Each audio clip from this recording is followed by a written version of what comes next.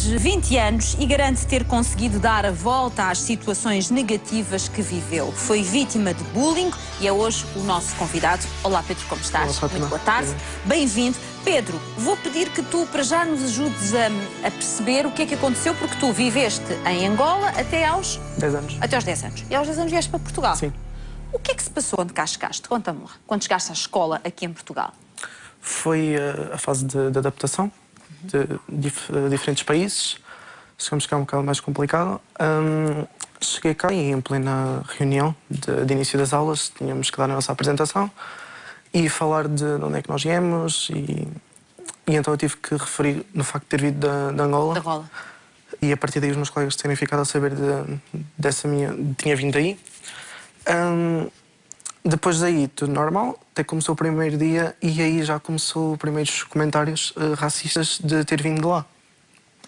Ou seja, tudo começou por comentários racistas? Sim, sim, tudo começou por isso. És capaz de me dizer o que é que te diziam pelo facto de teres vindo de Angola?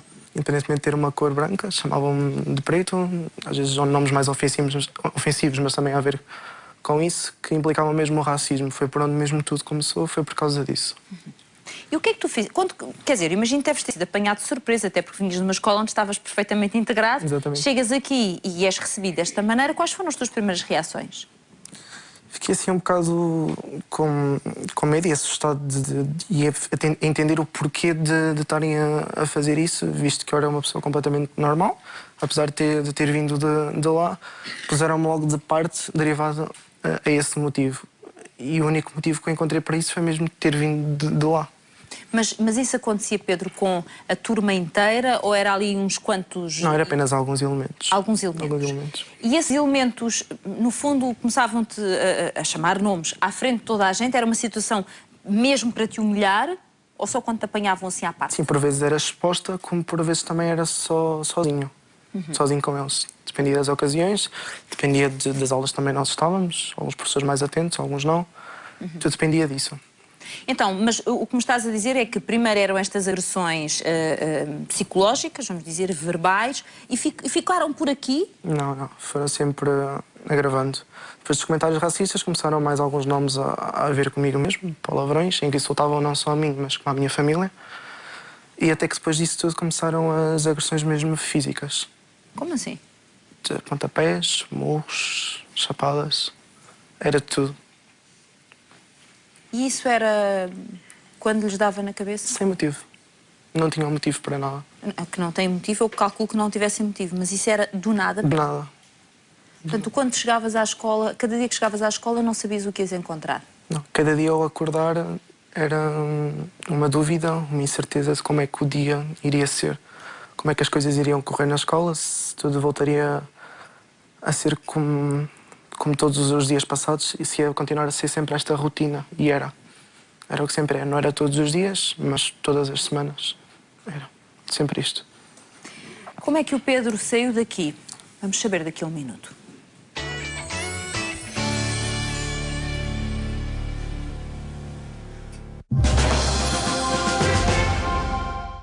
25 dias em promoção no Jumbo. Até sexta, ténis Nike a 39,99 €. Calma, Jeremias. São 25 dias.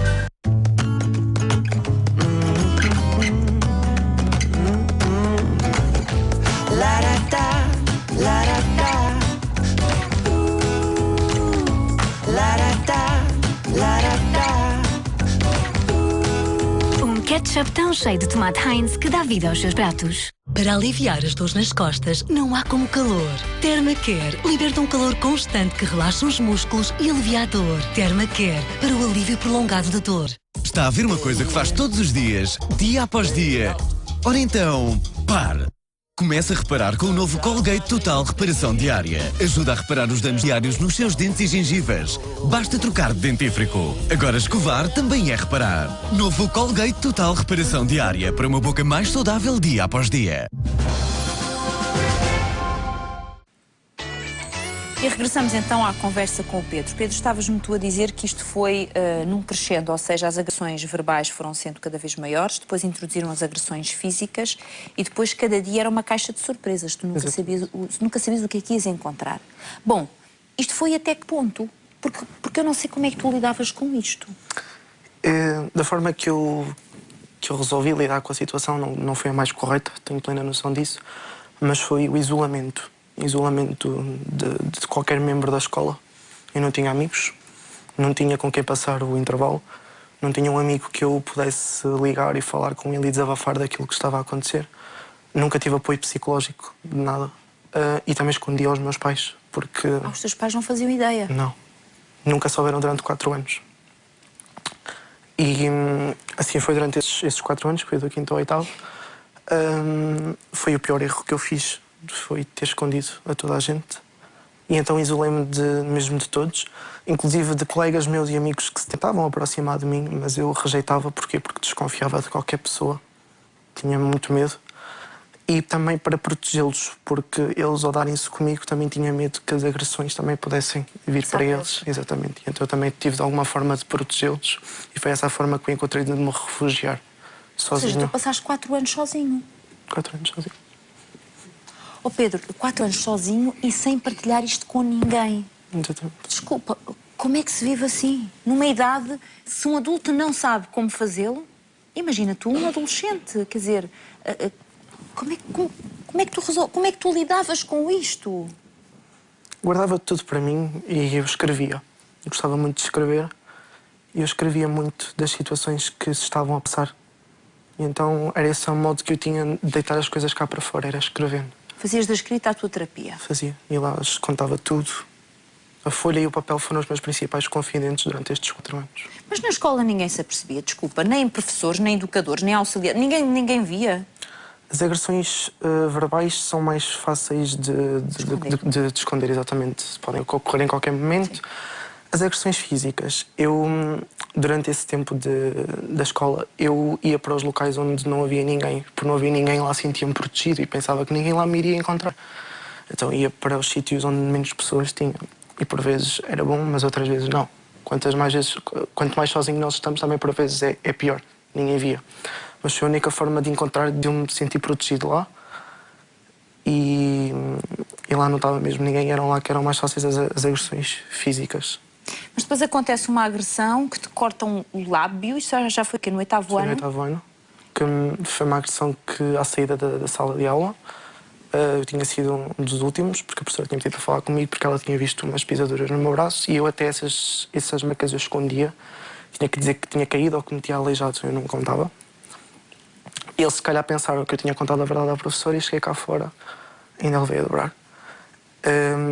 Tinha sido num canto, numa parede que faz um L, e nesse canto veio muita chapada, muitos pontapés, muitos murros, e até que um deles mandou a minha cabeça contra a esquina da parede onde me cortou o lábio. Exatamente. E também para isso tu arranjaste uma justificação? E até para isso arranjei uma justificação. Então quando é que tu finalmente consegues desabafar com alguém? Consegues explicar o que estás a viver? Foi depois mesmo dessa situação. Chegando a casa, desvastado em lágrimas, como é óbvio. E chegar à beira dos meus pais e contar que durante tanto tempo eu estava a passar por aquilo que estava a passar. Sofria de bullying, por agressões físicas, agressões verbais. E tive que expor o meu problema todo. Senti-me mais leve ao contar e senti-me que já deveria ter feito aquilo há muito mais tempo. E a partir daí eu comecei a receber acompanhamento, não psicológico, foi acompanhamento dos meus professores, que estavam a par das situações que estavam a passar, e as auxiliares também da escola. O caso ficou conhecido, mas entre não foi com os colegas, foi com os professores e com os funcionários. E a partir Foram daí, eles que funcionaram como rede de proteção para ti? Foi uma proteção e foi a partir daí que eu comecei a sentir mais protegido e a partir daí nunca mais houve uma agressão física. Verbais iam continuando a haver, porque são difíceis de controlar, não existe forma de controlar, mas as físicas foi nesse dia que finalmente acabou. Isto quando, atenção, porque quando tu fazes finalmente esta partilha com os teus pais, tu já tinhas tentado pôr fim à vida, ou seja, estavas mesmo estavas no limite do desespero. Ó Pedro, olhando agora para trás, tu hoje tens 20 anos, tiraste um curso técnico-profissional, certo? Exatamente. Na área de laboratorial, com uma nota extraordinária, portanto has de ser com certeza um belíssimo profissional. Sei que neste momento não estás empregado, mas estás à procura de emprego. Olhando para trás, Pedro, o que é que para ti é mais urgente passar de mensagem a quem está lá em casa e que é vítima de bullying? Eu acho que é nunca esconder nada. Os nossos pais são as principais pessoas que nos querem... Pais e família. São as principais pessoas que nos querem bem e são as principais pessoas que nós devemos recorrer logo à ajuda imediata. Desde logo a primeira situação, nós devemos logo de contar o que aconteceu para nos sentirmos mais protegidos, para também desabafarmos, termos alguém com quem contar. É um apoio enorme. E se eu pudesse mudar, eu só me arrependo daquilo que não faço e arrependo de não ter feito logo isso desde o início. Não tens contado? Se calhar não tinha sofrido tanto, nem tinha passado por tudo aquilo que passei. E esse sofrimento de alguma forma perdura até hoje, Pedro? Hoje é mais uma experiência daquilo que aconteceu. Ficam marcas psicológicas. De vez em quando ainda te vem à memória? Sim, às vezes também. Às vezes ainda te vem. Às vezes. E fica a experiência negativa, como é óbvio, mas ficam aprendizagens também. Se sou a pessoa que sou hoje, também tenho a agradecer a essas pessoas porque tornaram-me uma pessoa mais forte e fizeram de mim agora um lutador que sei que sou e que estou aqui para ajudar muitas mais pessoas que também estão a passar pela mesma situação. O que é muito bonito da tua parte, Pedro, deixa-me dizer-te que é muito bonito da tua parte. Doutora Ana, estava aqui a ouvir o testemunho do Pedro e a pensar que há que apostar efetivamente nesta questão da prevenção, o mais possível, e pedia-lhe que comentasse as sequelas que podem ficar daqui. Não nos alongámos os dois neste ponto, mas que sequelas podem ficar em alguém que passa por aquilo que o Pedro passou? Claro. O Pedro, efetivamente, passou aqui por estas questões do isolamento, do achar que não conseguia ter ninguém à sua volta, este desamparo. Estas coisas ficam, são marcantes, perduram. Esta questão do serei eu capaz de ter novos amigos, serei eu capaz de confiar. Estas são, obviamente, os principais pontos, não é? Esta coisa de que se acha que, se calhar, eu não vou conseguir ter mais amigos. Como é que eu vou confiar nestas pessoas que me podem agredir, que não me podem agredir? Que me podem desiludir hoje, amanhã ou depois. Exatamente. E achar que, quer dizer, que não têm direito a mais, não é? O Pedro fez um caminho que é interessante por ele próprio, porque conseguiu por ele próprio perceber que é importante falar sobre isto, não é? Que é importante dizer ao outro, eu não estou bem, não é? E hoje isto fica também para a vida dele, não é? Esta questão não só destas sequelas psicológicas que ficam muito entrosadas, não é? A pessoa fica muito... é uma pessoa mais triste, mais, provavelmente com mais dificuldade em lidar com os pares, mas por outro lado ele conseguiu fazer o caminho com a família, porque a família é o ponto protetor aqui, não é? Pese embora uma família protetora no meio da violência às vezes também não consegue proteger totalmente, não é?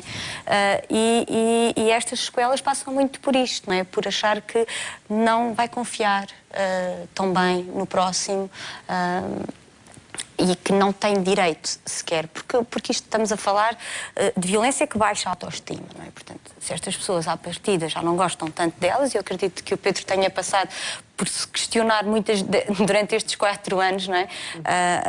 O que é que tenho que faz com que as pessoas façam isto comigo. Eu se calhar sou mesmo assim, não é? Eu se calhar sou mesmo feio, não tenho valor nenhum, sou mesmo horrível, sou gordo, sou este, sou aquele. Exatamente. E isto é uma linguagem que vai cá para dentro, não é? E às tantas isto tem de ser trabalhado. Não, tu me passaste por este momento mau, mas é possível dar a volta, não é? E nós estamos cá para isso. Muito bem. E é realmente necessário fazer aqui um trabalho. Pedro, para fecharmos esta nossa conversa, como é que tu te defines hoje? Tu que tens 20 anos, que estás numa fase, se calhar bonita da tua vida, não sei, tu dir-me-ás se é numa fase bonita ou não, porque sei que estás noivo, tens ali a tua noiva na primeira fila, terminaste o teu curso, estás à procura de trabalho, estás noutra fase. Como é que tu te defines hoje? Tu que já achaste que eras o patinho feio e que não merecias absolutamente nada e que conseguiste isto tudo, como é que tu te defines?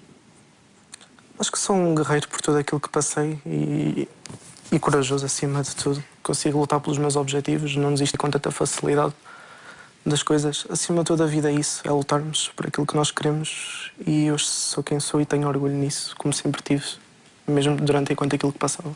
E já tiveste a oportunidade alguma vez de ajudares alguém que está a viver a mesma situação que tu viveste? E qual foi a sensação, Pedro? quando houve essa partilha, quando alguém se calhar chorou no teu ombro, aquilo que tu gostarias de ter chorado no ombro dessa pessoa ou de outra qualquer? É sermos alguém que com a nossa história de vida podemos ajudar outra pessoa que está a passar pelos mesmos. Pois ninguém melhor que nós sabe aquilo que a pessoa está a passar. E é a felicidade da gente poder ajudar e ser útil para alguém. Em relação ao... Eu gostaria de dizer uma coisa, não sei se posso. Em relação às pessoas que fazem e que praticam bullying, só queria dizer uma coisa, que não é por nós humilharmos ou rebaixarmos as outras pessoas que nos vamos sentir superiores.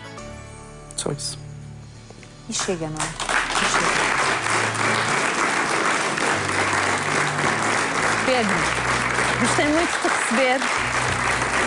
E sabes uma coisa extraordinária, gostei muito de receber, doutora Ana, muito obrigada também. E acho que muito provavelmente muito do teu caminho agora vai ser feito a ajudar aqueles que estão a atravessar o que tu estás a atravessar, porque quem viveu na pele o que tu viveste e construiu o que tu construíste é porque realmente és um grande homem com H grande. Um grande aplauso para o Pedro.